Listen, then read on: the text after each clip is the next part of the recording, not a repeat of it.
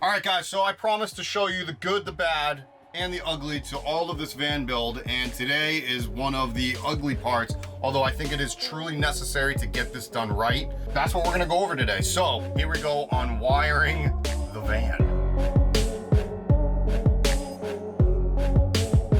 All right, so if you guys are new to my channel, I am about, I don't know, 4, 5, 6 episodes into a new van build. What I did was I actually built a van over 2 years ago, lived in it for 2 years, started this YouTube channel, trying to help out DIYers as much as possible. Now I'm going into other ventures. I'm a stand-up comedian. I've been doing that for actually longer than I've been in the van for, as well as I'm getting into photography, and I'm getting back into writing, which is something I stopped doing for a while. So all of that while doing this new van, but right now my focus is kind of on the new van build, designing it just right for me, and hopefully helping out anybody that's really looking into getting into van building. So today's episode is the wiring. Also, I'm from Boston, Patriots, what's up? I am from Boston. That's actually where I am right now. If you haven't seen any of the other build series at all, go back and watch some of them. It kind of goes over the heated floors. It goes over the insulation, which I have. It's going to go over the solar that I've been using. It goes over everything. So, and obviously as time progresses, I will show on certain different aspects of the build. But you can also follow me on Instagram, which will see a little bit more updates there, because it's just easier to update information there, because I don't have to film and then edit.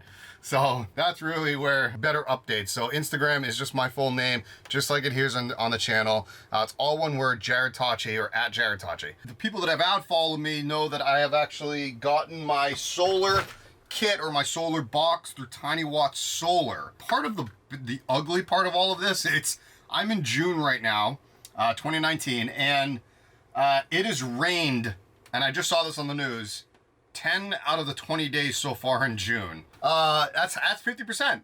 So if you're in a place where it's rainy or muggy or something along those lines, that you just have to deal with Mother Nature. That is one of the difficulties of the van build. If you're doing your van build outside, which I am, I don't have the luxuries of a shop. I have luxuries of tools and I have luxuries of help, but I don't have the luxury of a shop. I did at the beginning of the build, by the way. I started the build in Santa Cruz. Now I'm in Boston, and the last leg of the build will be in Portland, which I'll also be in a shop. But right now, while I'm in Boston, during the construction part of it, there is no shop. So you just have to deal with that, you know, roll with the punches. I do have my box through Tiny Watt Solar, or my kit, my solar kit through Tiny Watt Solar. Now, obviously they can't come out and wire every single van. So they send you this pre-wired kit. All the van builder has to do is run the wires throughout the van. Now, the best thing to do is actually sit down. Now, everybody's a different type of way to do things. What I like to do is, and I'll show you in the van right now, is I think three-dimensionally. It's hard for me to picture something two-dimensionally, although I design, but I will start with two-dimensional and then I'll move into three-dimensional. So what I mean by that is I will write down a wiring diagram on a piece of paper, and I'll put a layout of the van. And then I will literally put like my boxes here in the bottom corner, and then I'll put where switches are going, where the lights are going, where the refrigerator's going, where the USB outlets are going, where the AC outlets are going, how many AC outlets I'm using, how many switches I'm using, where my water pump switch is going, my fan. All of that stuff needs to be wired into the pre-wired kit. Now, Tiny Watt Solar is nice enough to actually send you crimpers with every kit, and it's really easy. These are actually really, really nice. They're not cheap. They're really expensive. I wouldn't say really expensive. They're like 30, 35 bucks or something like that off Amazon. It's very easy to crimp wires with this thing, and it's just squeeze to open it, and obviously you crimp all the wires. And I'm not going to show the crimping of the wires in this video, and the only reason is because it's tedious. It's annoying. That part of it I'm not going to show, but really it's with a butt splice. Literally one wire goes into one end, the other wire goes in the other end. You crimp it with these, and then you use a heat gun to wrap it, and then that's all it is. The wire that I'm using, this is the DC wire, and again, I asked Tiny Watt Solar which wire I should use because I went to a professional with this. So he suggested this wire, and I went out and bought it. I will show it to you right there. It is it's a duplex wire. I honestly don't know that much about wiring, but this is an Anchor marine grade It's a 14 AWG. That number 14 AWG is like the gauge of the wire, so how thick or how thin it is. A lot of people use speaker wire. I asked Wes from Tiny Watt Solar about that, and he begged me not to use speaker wire. He didn't really give me a reason for it. It was more along the lines of it's crappy wire. And I wanted the best wire possible, you know, housing all my electronics. I didn't want electrical failure inside of my walls. So I figure why not spend the money and get a really nice wire. So this again is the DC wire. I'm running everything, mostly everything off of 12 volt power.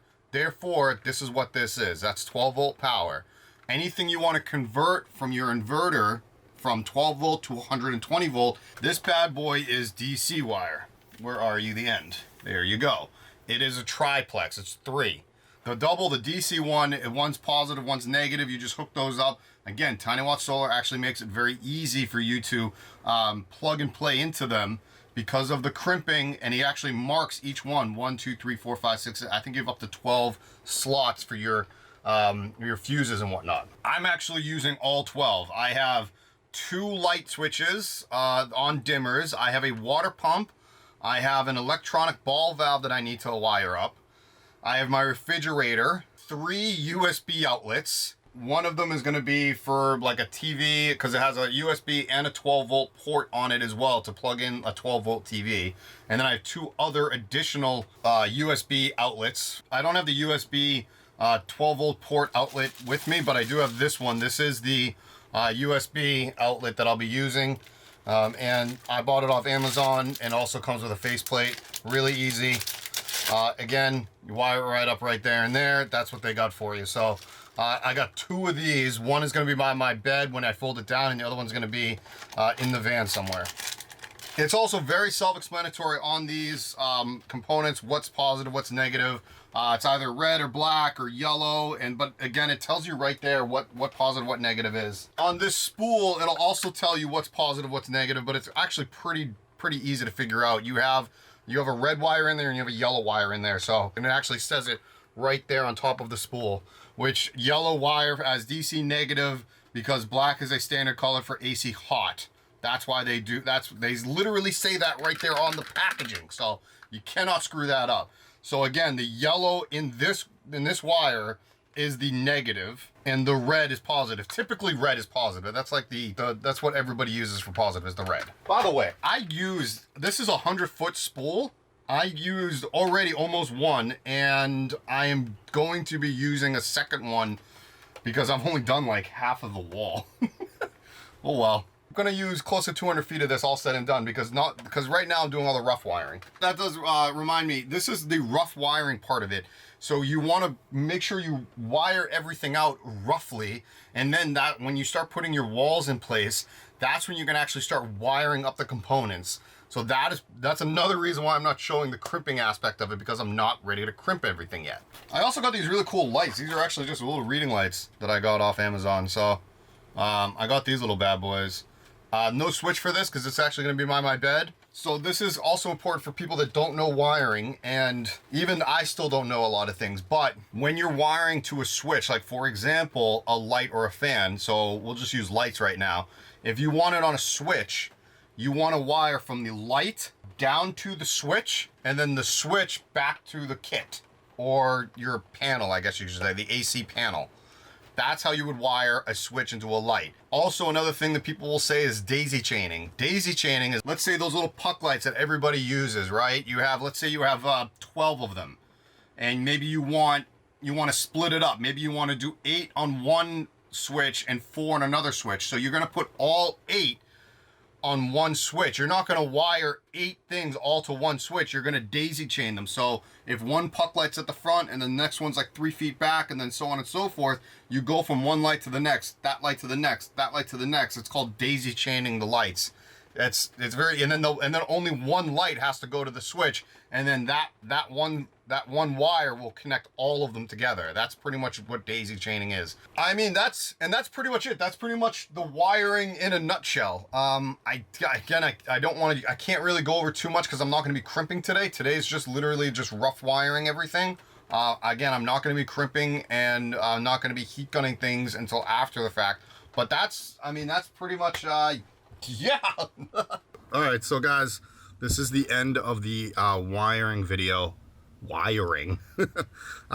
Pretty much, I just wanted to recap everything on what's going on here in this video, in this build series part of the build, whatever. Oh, my back doors are done. We'll take a quick look at those. Come on. It's a little dark in here because I have no lights yet, but I did back doors in cedar paneling, and the reason I did it in cedar paneling was because the entire van's pretty much gonna, on the inside is gonna be white, and then everything like vertically, so all the walls are gonna be white, and the cabinetry is gonna be white with black accents, and then everything horizontal will have like a dark wood grain, like a walnut. So my floors, my countertops, and my ceiling is gonna have a dark tones to it. You're not gonna be able to see this paneling unless the bed is folded down. So when the bed is down, this paneling will be exposed. So I'm gonna put a little bit of like a tung oil or like a Danish oil, natural. It's gonna keep this natural look to it, but I'm just gonna seal and protect it, putty up the holes. There's like little tiny holes, but what I did here with this was we actually used adhesive, and then we shot it with a brad nailer. The nails went right through the metal, no problems, and the adhesive, obviously, it was a flexible adhesive, and it was very sticky. By the way, guys, it is hot out here, so if I'm sweating, that's what's going on. But really, the boards are only 1/4 inch thickness. They're cedar paneling, got them at Home Depot. Didn't buy too many of them. And I'm gonna do a separate video on this, but my window covers came in. Those are pretty cool. Anyways, I'm gonna clean these up. I gotta sand them down and I gotta put the oil on it, but I just wanted to show you guys those real quick. So this is all the wiring. I used 200 feet of DC wire. I have it all labeled on what's what and where it's going back to the my solar box. And really that's pretty much everything. So that's it for this episode. And so then also for the AC wire, I also have that all that laid out. Wiring diagrams are super important. I hate them, but you gotta do them. You know, it just makes life a hell of a lot easier. So make sure you do your wiring diagrams. Before I pass out from the heat, I'm gonna cut the camera here. So, all right, guys, I will see you guys in the next episode. Later.